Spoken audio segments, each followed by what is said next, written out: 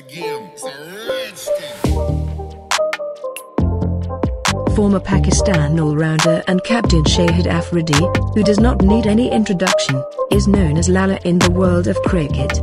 Everyone was waiting on the TV screen to see his fast batting, when he will come to bat and when it will sixes rain. As well as batting, Shahid Afridi also showed excellent performances in bowling. Whenever the team needed him, Lala won the team many times with his excellent bowling and batting performances. But now Shahid Afridi has retired from the world of cricket after almost 25 years, and now he can be seen playing in Pakistan Super League matches, but in international cricket, he can now be seen as a mentor. After retiring from the world of cricket, Shahid Afridi has started spending his time in charity work and is busy educating and caring for poor children.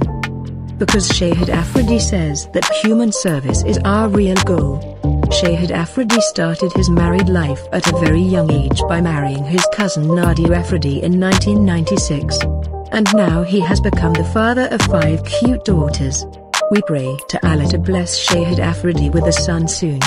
Shahid Afridi celebrated his 20th wedding anniversary with his wife Nadia Afridi in a simple way at home, so let's take a look at some beautiful pictures of him together.